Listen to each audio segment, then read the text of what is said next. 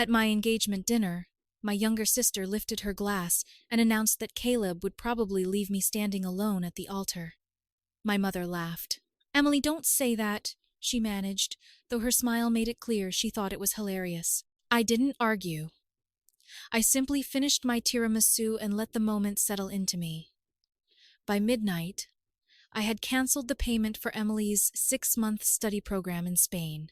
At 8:40 the next morning, she learned her enrollment had collapsed and the paperwork supporting her student visa had been withdrawn. Her first message arrived in capital letters. "What did you do? I'm Lauren Carter." And for most of my adult life, I had been the person my family called whenever something broke, bounced, expired, or became an emergency. I paid Emily's rent when she was unemployed, replaced Mom's water heater, covered Cousin Matt's DUI expenses, and quietly solved dozens of smaller disasters. Caleb had warned me that generosity without boundaries eventually becomes obligation in other people's minds. I always defended my family. Then came our engagement dinner. We chose a small Italian restaurant downtown, where the owner had known me since my broke 20s. Caleb was excited because our families were meeting properly for the first time. His parents were gracious and quiet. Mine were loud and dangerously comfortable, turning cruelty into humor. For the first hour, things went well. Dad told fishing stories. Uncle Rick drank too quickly. I almost relaxed. Then dessert arrived. Emily leaned forward with the half-smile she wore whenever she thought she had found a clever way to cut someone.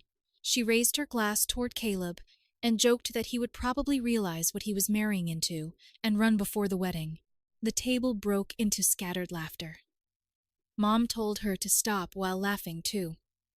Caleb went completely still beside me, then closed his hand around mine. "That isn't funny," he said. Emily rolled her eyes and called it a joke. Caleb asked whether humiliating me in front of both families was her idea of celebrating an engagement. Mom told him he needed to loosen up. Caleb answered that respect should not depend on the insulted person laughing along. The room went silent. I had spent years smoothing over moments like that. This time I looked around the table and understood why they kept doing it. They believed there would never be a cost. At home, I opened my laptop and told Caleb I was finished financing people who treated me like a resource instead of a person. Emily was supposed to leave for Spain the following week. 3 days earlier, I had paid most of her tuition because Mom insisted her future depended on it. I called the program's billing office, waited nearly 40 minutes, and reversed the payment. The representative warned that an unpaid balance could invalidate Emily's enrollment documents. I said I understood. The cancellation confirmation arrived after midnight. Caleb read it over my shoulder. "They're going to say you destroyed her life," he said. I nodded. "Then they can explain why her life only works when I pay for it." At 8:40 the next morning, Caleb's phone began buzzing on the kitchen counter. Emily had apparently decided he was easier to pressure. Her messages said her flight was being canceled. The program had withdrawn its sponsorship paperwork, and her student status was no longer valid. Less than a minute later, my own phone lit up. Then Mom called. Then Emily. Then Matt. Then Uncle Rick. It became a family emergency broadcast system before I finished coffee. I ignored every call. At 9, Mom texted that Emily's future was at risk and reminded me that family helps family. Caleb read it and murmured, "Interesting timing." Soon the group chat exploded. Matt called me dramatic. My aunt complained that family problems should never be aired in front of outsiders, meaning Caleb and his parents. Caleb took my phone and replied that maybe they should stop creating those problems in front of outsiders. I let him sin it. At 9:30, Emily called Caleb directly. He put her on speaker. She demanded to know whether he had manipulated me into canceling the money. Caleb calmly said I had made the decision myself and that she could not insult me publicly while expecting private financial support. Emily shouted that we were ruining her life. "No," Caleb said. "You just discovered Lauren is no longer required to rescue you from your choices." Then he ended the call. By lunch, Mom delivered her ultimatum. "Restore the payment or do not come to Sunday dinner." Caleb smiled when he read it. That may be the first useful thing she's offered us. The calls continued all afternoon, but underneath the anger was panic. For years, my family assumed I would always answer and always fix things. Now they were considering what happened if I didn't. Saturday morning, Matt suggested everyone chip in, which was almost funny considering he still owed me $2,000. My aunt offered to cover Emily's housing if I handled tuition. Mom sent budget airline links and wrote, "We can still make this work," though everyone knew "we" meant me. Emily abandoned the rage and sent a long plea about her career and her once-in-a-lifetime opportunity. Then Cousin Rachel texted privately. She rarely joined family drama, so her words hit harder. "Everyone is panicking because you've always been the one holding everything together. If you stop paying, the whole system starts falling apart." I stared at the message. Caleb read it beside me. It was the clearest description anyone had ever given me of my role in the family. That evening, Mom called again. Her voice sounded tired now. She said Emily had cried all day and called every relative she could think of. She said the situation was humiliating for the family. Caleb quietly said, "The humiliation started at the engagement dinner. Mom ignored him and asked whether I could really let my own sister lose this opportunity. I looked at Caleb, then at my engagement ring. "Yes," I said. "I can." That night, 3 relatives sent nearly identical messages. They had never believed I would actually go through with it. That was when I understood the real shift. Spain was only the first consequence. What frightened them was realizing I had finally learned how to say no and mean it. Sunday morning arrived with a strange quietness in our apartment, but my phone told a different story. At 8:05, Matt sent me a voice message sounding more serious than I had ever heard him. He proposed a deal. If I restored Emily's tuition payment, he would finally repay the $2,000 he owed me, with interest. I actually laughed. Matt had spent the past year avoiding every conversation about that debt, and Rachel had recently mentioned he was sleeping in a friend's basement because he could barely cover groceries. 10 minutes later, Aunt Diane offered to pay Emily's housing in Spain if I handled the tuition. Then Mom called Caleb, apparently convinced he was somehow controlling me. Caleb put the call on speaker. "Lauren needs to think about the bigger picture," Mom said. "If Emily loses this opportunity, it reflects badly on our family." Caleb leaned back in his chair. "You're worried about appearances. You should have thought about appearances before laughing while your daughter was humiliated at her engagement dinner." There was silence. Then Mom tried something new. She offered to repay me herself. Eventually, I couldn't help myself. "Eventually? You've been promising to repay me eventually since I was 21. Mom went quiet. She knew I was right. There had been the emergency car repair, the property taxes, the water heater, the credit card balance she insisted Dad could never know about. Every financial crisis arrived with the same promise. "Just help us this once, Lauren." Every repayment disappeared the moment the emergency ended. When Mom finally hung up, Caleb looked at me and said, "Notice something? Nobody has apologized yet. They're negotiating the price of getting access to you again." That sentence stayed with me. Around 10, Rachel sent another message. "Check Facebook." Caleb pulled up Emily's profile while I made breakfast. He stared at the screen for several seconds before handing me his phone. "You're going to want to see this." Emily had written a massive post painting herself as the victim of a jealous older sister. According to her version, I was insecure, controlling, resentful of her ambitions, and furious that she might experience something I never had. She claimed I had sabotaged her future because I couldn't tolerate watching her succeed. But in trying to prove how controlling I supposedly was, Emily made an extraordinary mistake. She listed everything I had ever paid for. 2 years of rent, her car down payment, multiple semesters of tuition, her phone bills during unemployment, the Cancun trip she posted pictures from for months, emergency credit card payments, application fees, security deposits, even the laptop she used for school. She intended the list to demonstrate how deeply I had interfered in her life. but it read like an accounting statement, proving that her adult lifestyle had been subsidized by me. Caleb reached the end and slowly smiled. She just publicly documented your entire case for you. By early afternoon, the comments turned against her. Old classmates asked why she was insulting the sister who had financed so many opportunities. A distant cousin wrote that she would be grateful forever if a sibling had done half as much. Someone else simply commented, "This doesn't make Lauren look controlling.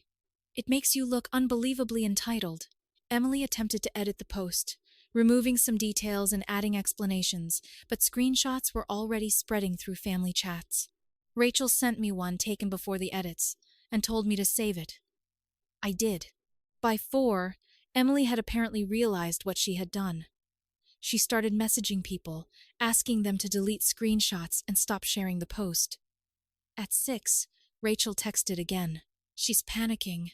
Caleb and I were sitting on the couch when he read the message aloud. He looked at me. "She thought she could control the story." I nodded. That had always been my family's strongest weapon.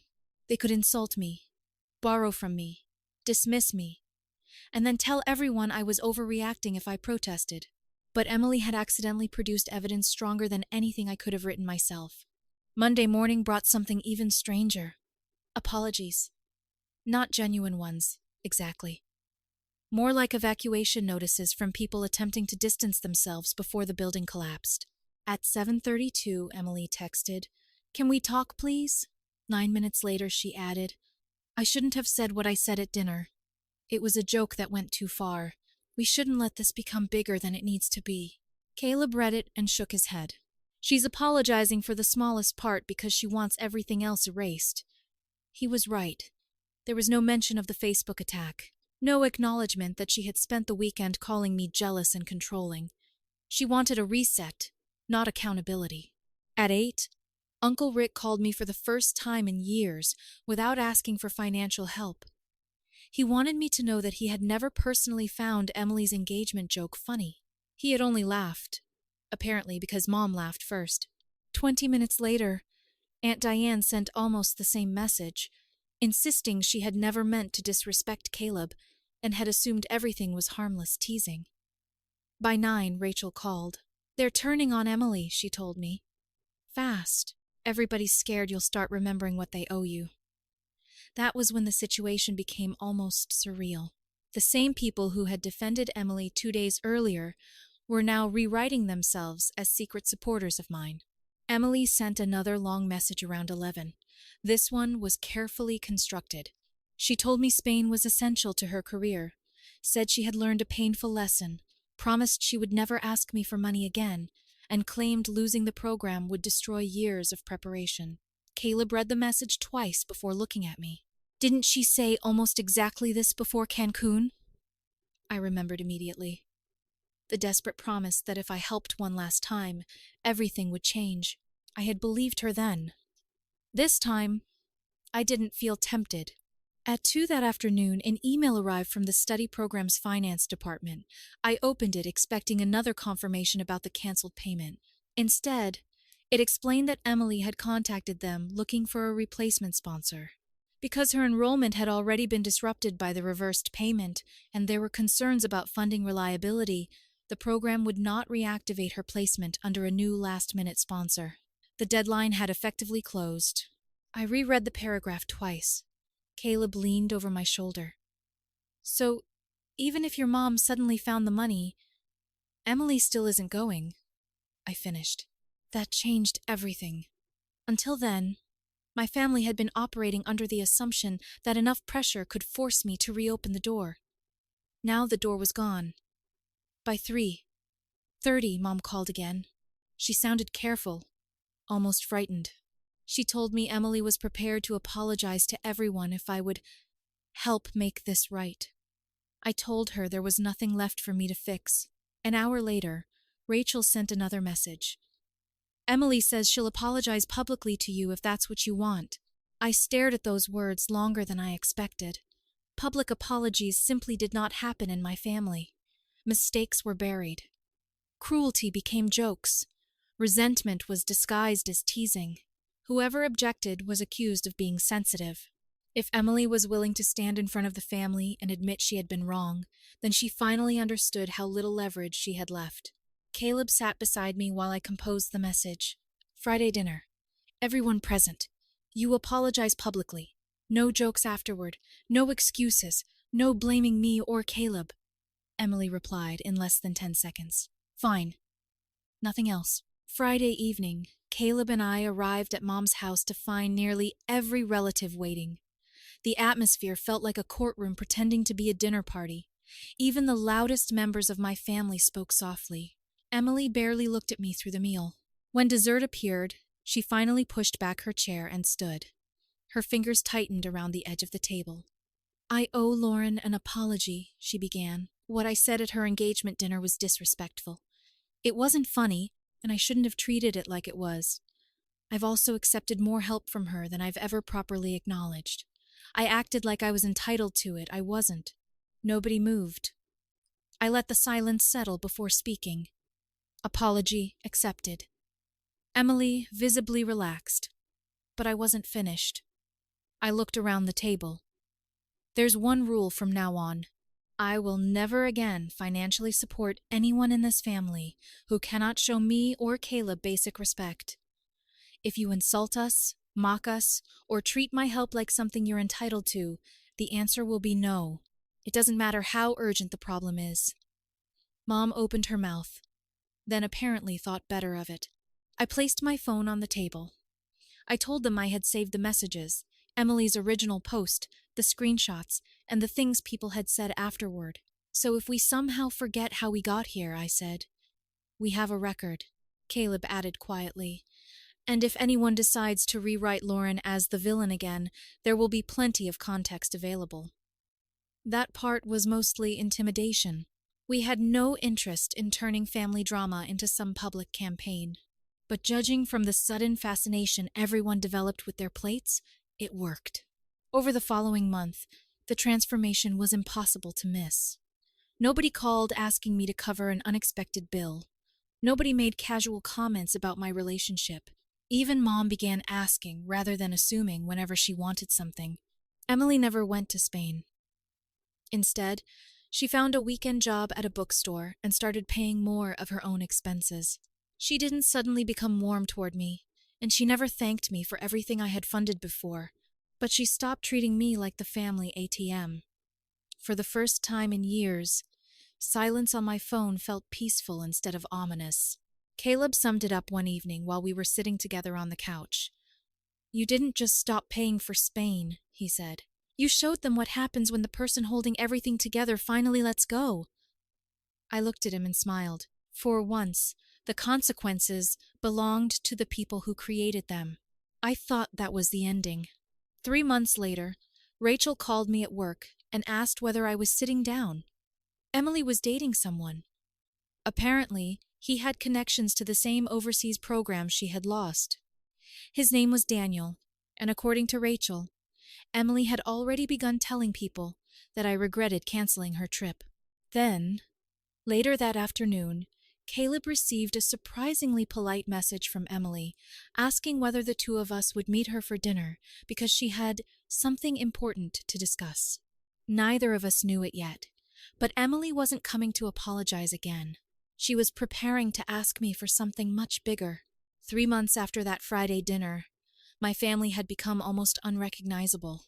There were no midnight messages asking me to transfer money. No relatives casually mentioning overdue bills and waiting for me to volunteer, and no jokes about Caleb or our engagement disguised as just teasing. Emily worked weekends at the bookstore and occasionally posted pictures of coffee, stacks of novels, and the employee discount she seemed ridiculously proud of. Mom still called, but now she asked how I was doing before requesting anything, and sometimes she managed to finish an entire conversation without requesting anything at all. Caleb and I had started planning our wedding without feeling like we were simultaneously managing a financial disaster response team. For the first time, I thought maybe everyone had finally understood the boundary. I should have known better. In my family, silence rarely meant peace. Usually, it meant somebody was planning their next move. Rachel called me on a Thursday afternoon while I was sitting at my desk at work. "Are you somewhere you can talk?" she asked. That sentence had become her unofficial warning label. I closed my office door. "What happened?" Rachel hesitated before answering. "Emily's seeing someone." I almost laughed. "That's the emergency?" "No. The interesting part is who he is." His name was Daniel Mercer, early 30s, and apparently he had been involved with the same international academic network connected to Emily's cancelled Spain program. He had recently returned to the United States after spending time in Europe.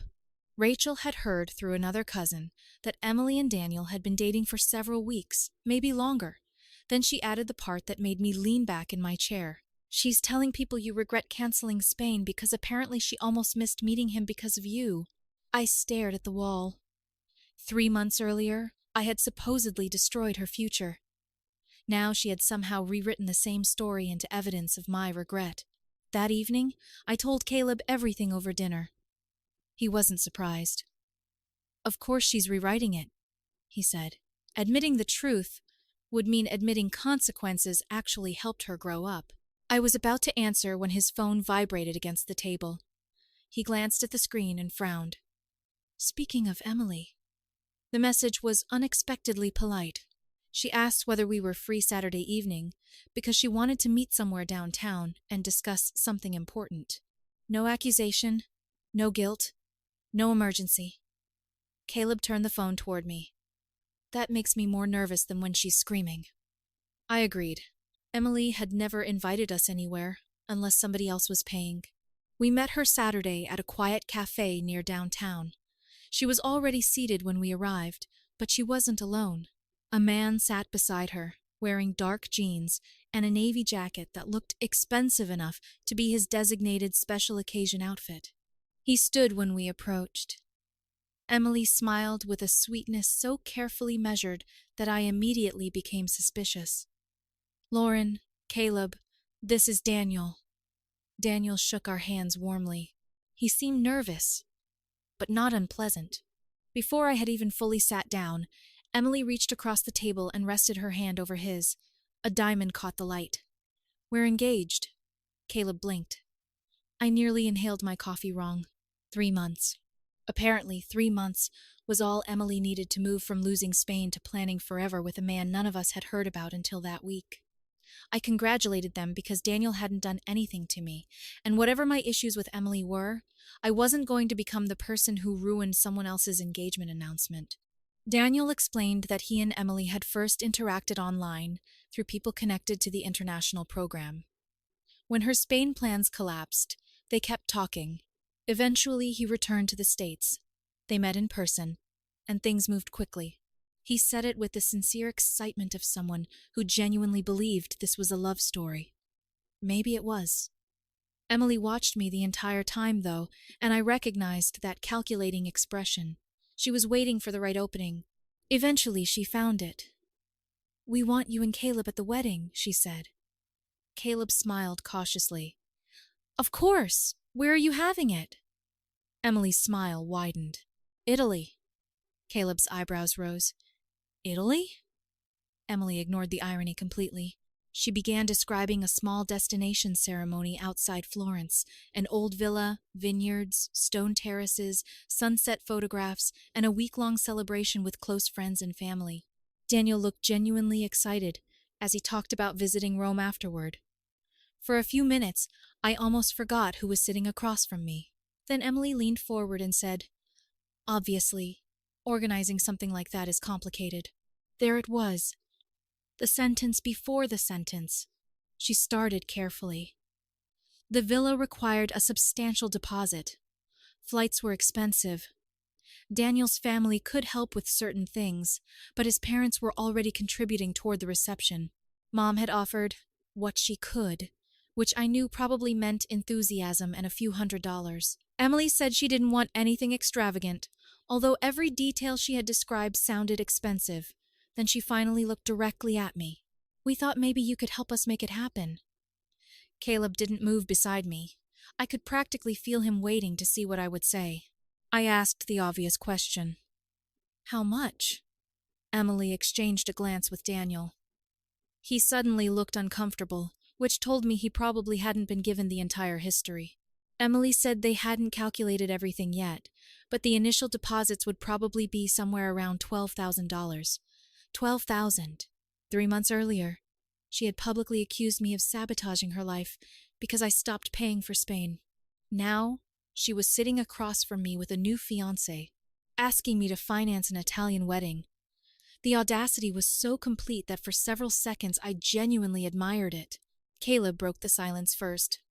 Just to make sure I understand, you want Lauren to pay toward another international trip after everything that happened? Emily's face tightened. This is different.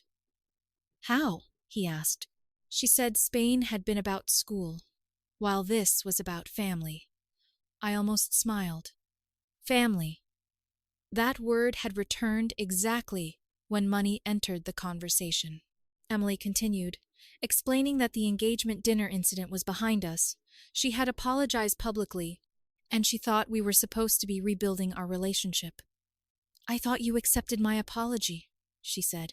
I did, I replied. Accepting an apology doesn't create a $12,000 wedding fund. Daniel looked between us, visibly confused. Maybe I'm missing something. Emily immediately told him it was complicated family history and nothing he needed to worry about. That answer bothered me more than the request itself. She had apparently told this man enough about Spain to claim I regretted what I did, but not enough for him to understand why asking me for money might be controversial. I could have unloaded everything right there, the Facebook post, the insults, the years of financial dependence, the public apology, but I didn't. Daniel deserved the truth eventually, but I wasn't going to weaponize it during our first meeting. Instead, I simply asked Emily whether she had saved anything from her bookstore job. Her expression changed. Some. How much? She hesitated. That's not really the point. It was exactly the point. For 3 months, everyone had praised Emily for becoming independent. Now, at the first major expense, independence apparently meant asking me for 5 figures instead of tuition. I looked at Daniel. Are you expecting my help too? He shook his head immediately. Honestly, no. Emily said you'd helped family with big expenses before, but I didn't realize there was tension around it. I wouldn't want you paying for something you weren't comfortable with.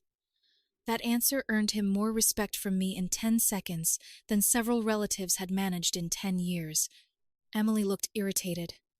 She hadn't expected Daniel to remove himself from the pressure campaign. She tried one final approach. She said this could be a chance for all of us to move forward, that having me involved would prove there were no hard feelings, and that she wanted me beside her during one of the most important moments of her life.